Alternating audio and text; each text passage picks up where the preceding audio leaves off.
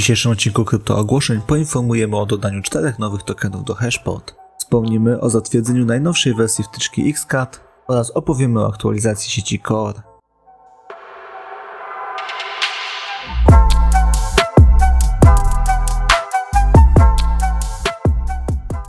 Witam Was serdecznie na kanale kryptoogłoszeń, przynajmniej kolejna dawka informacji. Jeżeli materiał uznacie za wartościowy, zachęcamy do lajka, subskrypcji i komentarza. Ja tylko jeszcze przypomnę, że nie znajdziecie tutaj porad inwestycyjnych, bo takie należy udać się do specjalisty. My tylko wyrażamy nasze subiektywne zdanie, tak więc nie przedłużając, zaczynajmy.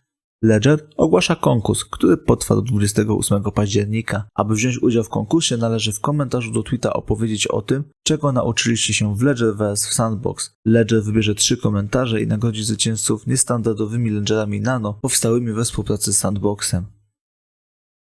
Hashpot wita 4 nowe tokeny z ekosystemu AVAX. Do Hashpot zostały dodane tokeny Joe, GameX, PTP oraz Quay. Casper znalazł się w zestawieniu 30 najlepszych platform wykorzystujących smart kontrakty. Zestawienie zostało przygotowane przez Messari Crypto. Polygon wita Prospect Sports na swoim pokładzie. Prospect tworzy zdecentralizowaną aplikację sportową Fantasy na Polygon. Tworzona aplikacja ma za zadanie umożliwić posiadanie sportowca NFT, który zdobywa nagrody na podstawie jego rzeczywistych wyników w grze. Hashpot dąży do połączenia wszystkich blockchainów AVM oraz non-AVM. Hashpot nie posiada żadnych ulubionych sieci. Hashpot twierdzi, że rynek jest najuczciwszy ze wszystkich arbitrów i ostatecznie zdecyduje, które sieci będą godne zachowania najcenniejszych zasobów cyfrowych na świecie.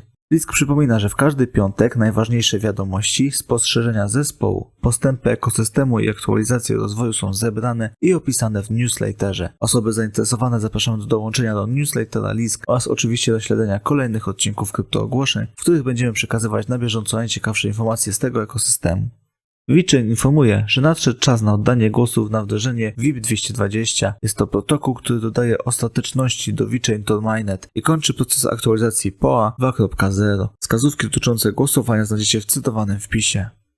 W przyszłym tygodniu rozpocznie się pierwsza w historii seria Avalanche Critters. Jest to seria bezpłatnych wydarzeń, zapewniająca programistom nowe możliwości uczenia się, mentoring społeczności i przestrzeń do przyspieszania i wdrażania ich pomysłów.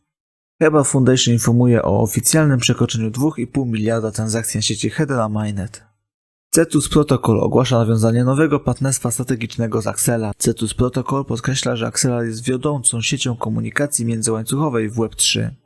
Binance otrzymuje 4. zezwolenie regulacyjne w Europie z rejestracją dostawcy usług kryptograficznych na Cyprze. Rejestracja ta pozwala Binance na oferowanie usług sportowych, powierniczych, stakingowych oraz usług związanych z kartami płatniczymi. Xcat informuje, że Google zatwierdziło najnowszą wersję ich wtyczki. Strefa Play na Xcat jest już aktywna, jednak nie można jej używać aż do startu tego rozwiązania. Strefa Play wystartuje podczas kampanii rozwojowej. Więcej informacji na ten temat zostanie przekazanych wkrótce. Zespół Everdome jest bardzo podekscytowany ogłoszeniem debiutu Everdome w świecie Metaverse. Debiut Everdome w Metaverse nastąpi we współpracy z Alfa Romeo Formula One Team Orlen. Satoshi Island informuje, że strona internetowa tego projektu jest obecnie w trakcie konserwacji. Zespół Satoshi aktualizuje swoje serwery oraz wdraża możliwość wybijania obywatelstwa w formie NFT. Jeżeli w najbliższych dniach będziecie odwiedzali stronę tego projektu, miejcie na uwadze, że mogą zdarzyć się krótkie przestoje, w których strona będzie niedostępna. Po wydaniu Bipro Network V2 zespół Bipro rozpoczął przydzielanie nagród V1 zgodnie z wcześniejszymi zapowiedziami. Przez następne 6 miesięcy Bipro będzie co miesiąc przesyłać swoje tokeny do użytkowników V1 za pośrednictwem sieci Moonbeam. Więcej szczegółów przeczytacie w najnowszym artykule na blogu Bipro. Avalanche informuje, że sieć Core została zoptymalizowana do użytku z rozszerzeniem przeglądarki Core.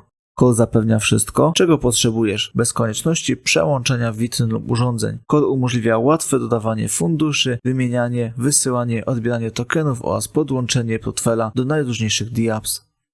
Origin Protocol informuje, że finansowanie domu on-chain jest dostępne za pośrednictwem protokołu Teller. Z tego rozwiązania skorzystał pierwszy nabywca nieruchomości NFT notowanej na rynku Rostock On-chain, wspieranego przez Origin Store. 22 października o godzinie 16 czasu polskiego odbędzie się AMA, w którym weźmie udział zespół Binance, FanToken oraz przedstawiciele BV2 Alpine Formula One Team. Z okazji AMA do wygrania będzie $5000. Aby ubiegać się o wspomnianą nagrodę, należy dodać pytanie przez formularz załączony do tweeta. Pera Wallet zostaje oficjalnym sponsorem Blockchain Forum Italia w Mediolanie. Ekskluzywne bilety w formie NFT na to wydarzenie można zakupić klikając link dodany do tweeta.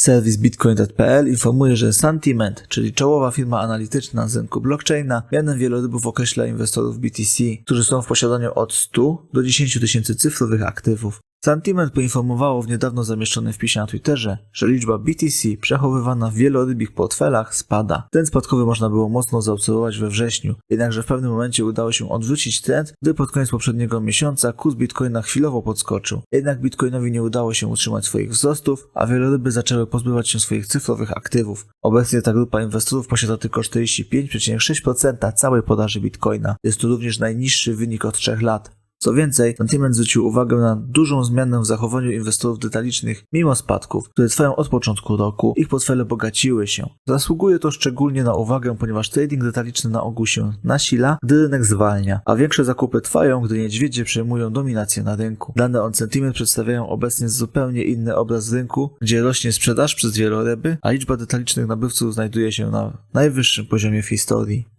Prezydent Salwadoru, Nayib Bukele, otrzymał wiele pochwał od społeczności kryptograficznej za to, że jego kraj jako pierwszy przyjął bitcoina jako prawny środek płatniczy. Jednak niewiele ponad rok później większość Salwadorczyków postrzega ten ruch jako porażkę, powołując się na najnowszy sondaż. Ankieta przeprowadzona przez University of Central America wykazała, że 75,6% ankietowanych przez cały rok nie użyło kryptowaluty, a 77% uważa, że adopcja kryptowalut była porażką. Salwador uczynił bitcoina prawnym środkiem płatniczym obok dolara amerykańskiego na początku października 2021 roku, umożliwiając korzystanie z kryptowaluty w dowolnej transakcji, od zakupu filiżanki kawy po zakup nieruchomości i płacenie podatków. Należy pamiętać, że Bitcoin spadł o 72% w stosunku do rekordowego poziomu $69 tysięcy, który osiągnął ponad 11 miesięcy temu.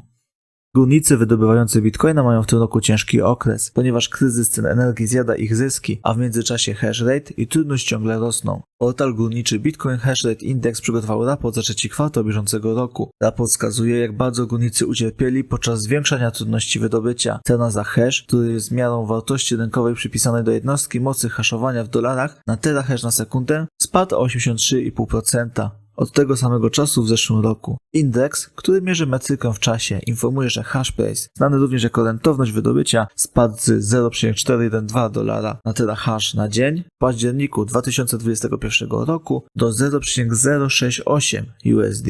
Należy mieć również na uwadze wzrosty cen energii elektrycznej. Średni koszt przemysłowej energii elektrycznej w Stanach Zjednoczonych wzrósł o 25%, z 75 dolarów za megawattogodzinę do 94 dolarów za megawattogodzinę. Od lipca 2021 roku do lipca 2022 roku, jak ujawnił raport. Niektóre stany takie jak Teksas i Georgia odnotowały jeszcze ostrzejsze wzrosty o około 65% w tym okresie. Badacz wydobycia bitcoinów, Jaran Mellerud, porównał koszty wydobycia jednego bitcoina w Teksasie rok temu do kosztów obowiązujących dzisiaj. Rok temu górnik w Teksasie mógł wyprodukować jednego bitcoina za $5000. Wtedy cena BTC wynosiła ponad $60,000. Teraz wyprodukowanie tego samego BTC kosztuje $14,000, a cena wynosi tylko $19,000.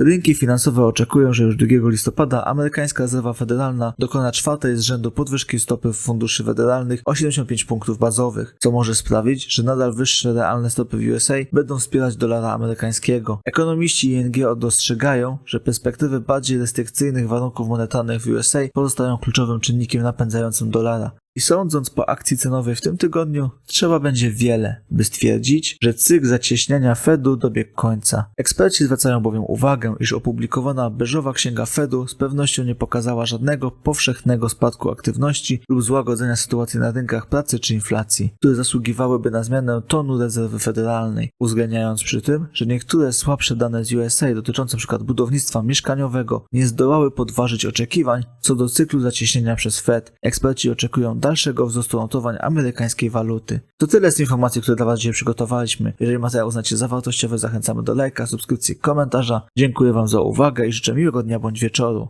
Cześć!